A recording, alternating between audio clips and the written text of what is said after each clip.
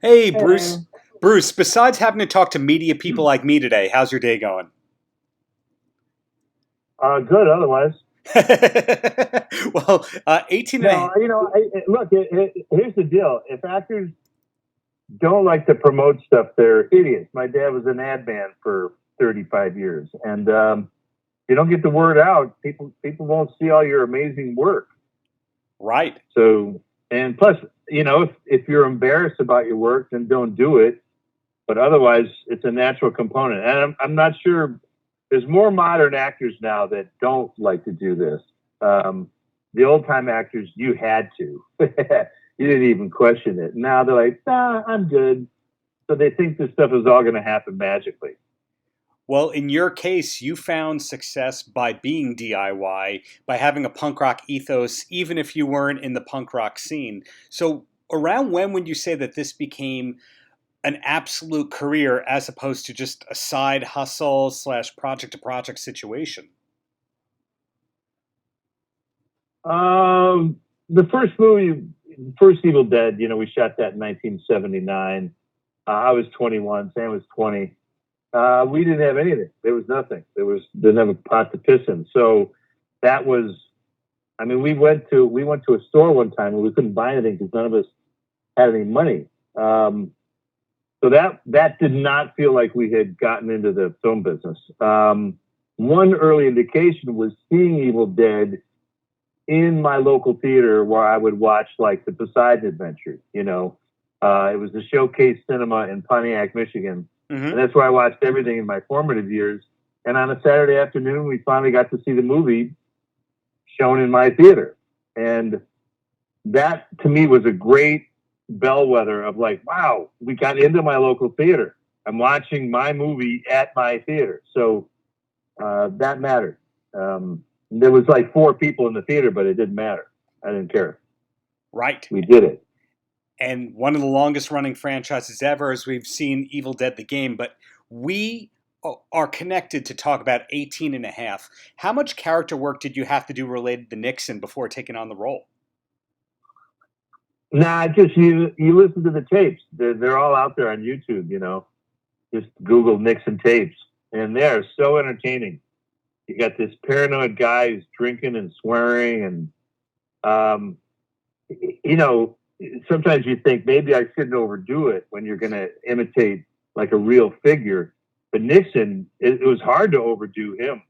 I mean, he was already over the top, especially when he'd get liquored up at night and started down a rant. And so, and plus it's fun knowing that no one really knows what's on the 18 and a half minutes. So it's fun to hear a little bit of it, of what might have been on those tapes. Are you in general a history buff, or is this just one interesting area of history for you? I do like history. My theory is if you don't know where you came from, you don't know where you're going. Uh, and unfortunately, this movie is a reminder that history repeats itself. Politics hasn't exactly cleaned up its act. And I listened to those hearings when I was about probably 14. I spent a whole summer listening to those incredibly boring hearings just because I was getting a peek under the hood of something you never really saw like that before. Like when politicians get caught, they used to sweep it under the rug.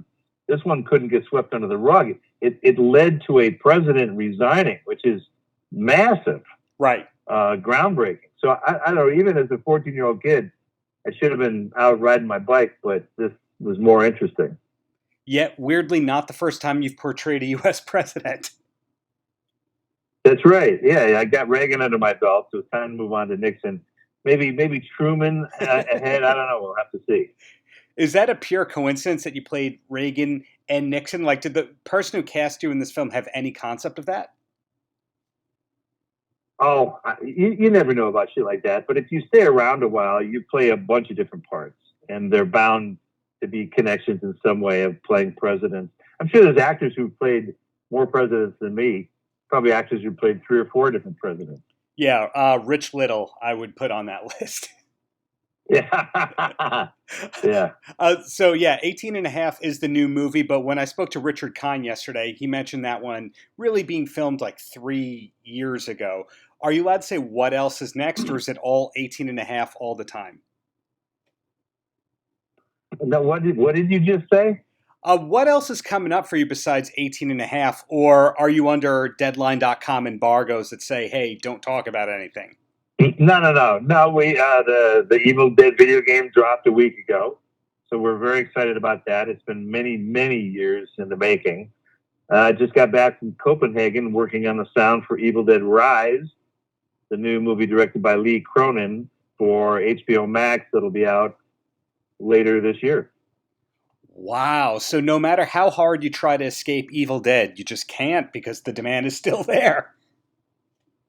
Yeah, I don't really mind it. It's a mutual association. I don't hide from Evil Dead. I don't disparage it. It got me into the business. And these days we can get as involved as we kind of feel like it. So doesn't feel like a burden. Like doing a voice for the video game, that's no big deal. It's because I'm not actually getting doused with blood. I'm not actually getting punched in the face, or hoisted up in some harness. So, it's an easy way to stay involved, but it's also the Evil Dead game. I mean, it's such a love letter to the fans and to Evil Dead. I mean, I hope they enjoy it. And I hope gamers in general will enjoy it because it was delayed long enough for them to really make it into like what I call a real game. You yourself as a gamer, what was the peak era for you where you played the most I'm not video a gamer. games? I'm not a gamer. My son's a gamer. So the first wave of No. Nintendo in the mid 80s, that was entirely lost on you back then too? Well, I played the tennis game, bloop bloop. Yeah. And bloop bloop. You plugged it into your TV, and it would just go bloop bloop. So I did that, and then we did arcade games briefly. Asteroid, Berserk. I didn't do Pac-Man. It was too annoying, and plus that was in every bar. People were sitting playing Pac-Man in every bar. And then beyond that, I just, life intrudes, and I sort of left the whole. I wasn't much of a gamer, so there wasn't much to leave behind. It's so intriguing that you found so much success in the voiceover world, including video games, yet that's not your forte by any stretch. So if I can project, it sounds like you have the happiest accident career in history of Hollywood. Whatever. Sure. Let's go with that. Well, I do pursue stuff, and I have my own things that I go after, but then other stuff just falls off the truck, and it's always intriguing to do that. And so these days, I always keep myself busy. I'm self-publishing a lot these days, and then whatever else comes along, I'll do it. But yeah, it's nice to keep Evil Dead alive. Why not? Let's do it. Well, two quick questions, and then I'm going to let you go. And the first one is, of the many kinds of roles you've done, is there still one you haven't done that you're hoping to, that you get offered? I'm writing a one-man movie right now. That there's one part, and there's one dude, one character in the whole movie. So I'm working on that one because that would be like a one-man play kind of deal, only because I come from the land of movies that I would do it as a movie. Wow. Looking forward to hearing more about that one in the future. Yeah, we'll see what happens with that. That's a very bold plan, but I have an idea that I think is compelling enough. We'll see what happens. And my last question for you comes out of nowhere, and that's, what's the last concert that you went to? Never been a concert guy. Never been a loud club guy. I don't like loud noise. I'm basically leaving Los Angeles in about a week because I moved back here briefly just to see if I would miss the place, and I realized how much I did not miss Los Angeles with helicopters and leaf blowers and motorcycles and proximity. So, noise, me and noise. But wait, what does that relate to? But the first question was what? Oh, concert. Yeah.